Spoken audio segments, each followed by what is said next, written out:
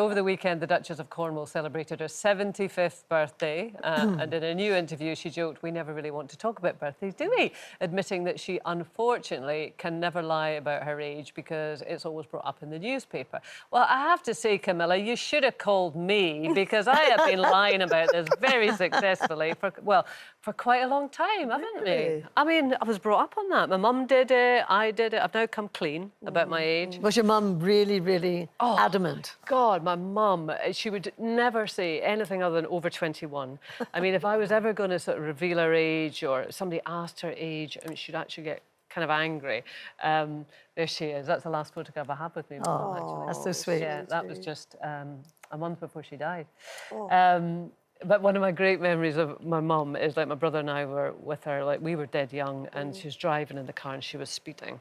Very naughty, it wasn't too bad. But anyway, got stopped, and a very young policeman said all the details and said, "And date of birth, madam?" And she said, "Over 21. So, "Madam, I need your date of birth." Over 21. And this got really, really tetchy. It went on for about 10 minutes, till finally we were taken to the local police station. And we sat there until my dad came, and he managed to get us released because, like, he took the sergeant over to one side, right, OK, she's da-da-da-da-da-da, and that was the day. But she all of her life that's where like you that. got it from, Kay, Adam was 59. Well, it must be, mustn't it? But I think it was quite commonplace. But your mum's like that. Yeah, my mum's exactly the same. I am forbidden from mentioning her age on television, in articles, whatever. She's like, "I will kill you." But it doesn't bother me. So I haven't inherited that. Like, you've sort of inherited that, haven't you? I have, yeah. But I don't really care. But sometimes it gets foisted on you, doesn't it? Because, as you rightly say, if you're in the business at all, they always print your age. And when I look back, I thought my mum was old at 45. Because then life was different, you know, it was more four walls and the clothes they wore, etc. At least today, at least I tell myself this, that 80 is the new 60. But I have to be absolutely honest and say that 40 didn't mind, 50 didn't mind. When it got to 60 and 70 and beyond, I used to absolutely hate the day as such, you know, and I forbid anybody to send me a card with 80 on it. Didn't want to see that. Yeah. However, when I had my fall recently and my leg is still sort of bound up in bandages, and when I'm at the hospital, across a very crowded room in A&E or something, they'll go, "Date of birth?" And, you know, and I think, and I have to say it, you know, date of birth, no matter where I go in terms of my leg or my thing. But I always think somebody's going to say, "Are you sure about that? I've got the year right."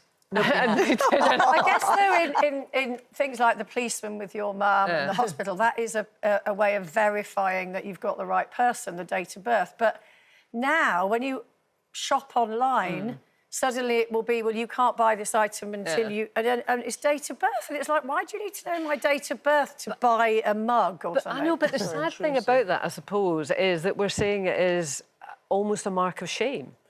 Yeah, I think that has been quite there. But for me personally, I'm not going to lie, I tried to hold on to, like, the 38 for quite some time. But as a comedian, and I started much later, it's been quite empowering for me because I feel you've got more experience, more life experience. You're not judged as much. And I suppose personally, my mum had me, like, 46, 40, between the age of 46, 47. Right. So that kind of limitation as a woman wasn't really ever brought into my mind until maybe I was more onto, like, this kind of industry. But I do feel like some of the women that I follow are amazing, like you women, especially in America, are celebrated for being older, for being that boss, for looking gorgeous. And they don't make excuses for their age. They don't make an excuse for the age. I do feel over here it's a little bit more like, if you are at a certain age and you're glamming yourself up a bit more, people are like, "Oh, my gosh, did you see what she wear?" And I'm like, we should be like, "You look good." But you see, Judy, I take a little bit of issue there because being of a certain age, I think that older people, whether you're male or female, can be what you want these days. Things have changed, and I understand that in America, you know, Walter Cronkite, for example, was reading the news till he was 90-something. What do you call the other lovely lady who... Barbara Walters. Barbara Walters only retired at 85, but only by her choice. But I think things have changed. You know, people... It's changing. Well, no, people are now enjoying their retirement.